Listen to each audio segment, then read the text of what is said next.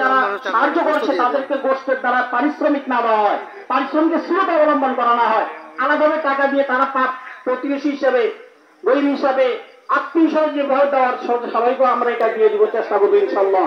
আল্লাহ পাকে দিতে হইতেছে যে যারা কোরবানি দিচ্ছি তারা কোরবানির গোশতটা সর্বপ্রথম ভক্ষণ করা। আমি আগে বলেছি কোরবানি করতেছে আল্লাহ তাআলার পক্ষ থেকে বান্দাকে মেহমানদারি করা। এই কারণে এই দিন রোজা রাখতে হারাম করে দিয়েছেন, তার পরবর্তী 3 দিনকে হারাম করে দিয়েছেন যে বান্দা তুমি আমার মেহমান। তার মেহমানের জন্য উচিত হইতেছে যে আল্লাহ পাক যেটাকে পছন্দ করে সেই জিনিসের দ্বারা সর্বপ্রথম ভোগ করা। যে আপনি যে পশুটা কোরবানি করছেন সেই পশুর গোশতের দ্বারা সর্বপ্রথম কি করা? খাওয়া। এইটা হচ্ছে মুস্তাহাব। এই দিকে ইনশাআল্লাহ আমরা চেষ্টা করবো যে জামাটা আমি কোরবানি দিচ্ছি সেটা থেকে সর্বপ্রথম আমি যেন ভোগ করতে পারি। আর দ্বিতীয়ত আমরা কোরবানির জন্য যে বন্টন করে থাকি সেটা আলহামদুলিল্লাহ সামাজিক ভাবে আমরা অনেকটা বন্টন করে থাকি।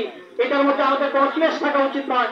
আমরা পারিবারিক ভাবে আত্মীয় স্বজন গরিব দিঘির মধ্যে যে বিদ্যুৎ দেওয়া করে থাকি এটাও আমাদের জন্য উচিত। রাসূল করিম সাল্লাল্লাহু আলাইহি ওয়াসাল্লাম মক্কা থেকে যখন মদিনাতে এসেছিলেন তখন নির্দেশ দিয়েছিলেন 3 দিনের বেশি গোশত রাখা যাবে না। এটা কারণ হচ্ছে যেন সবাই বন্টন করে দেয়, সবাই মিলেমিশে যেন কি করে কোরবানির গোশতকে ব্যবহার করতে পারে, খেতে পারে, এই নিয়ম নির্ধারণ করে দেওয়া হয়েছিল।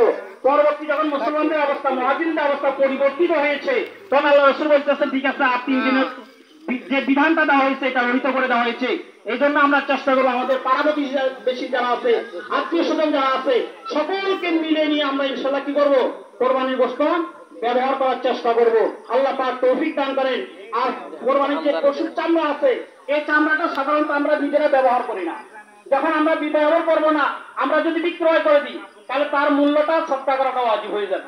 এই জন্য আমাদের প্রতিবেশী যে মাদ্রাসাগুলো আছে, একটু আগে বললাম যে কোরআনের তালিম দেওয়া হচ্ছে আপনার আমার মাদ্রাসা, আপনার গ্রামের মাদ্রাসা। ইমাম বুখারী রাহমাতুল্লাহ আলাইহি যেখানে বসে বসে বুখারী লিখেছেন, আবু হাফস কাবীর রাহমাতুল্লাহ যেখানে বসে ফিকহ সৃষ্টি করেছেন,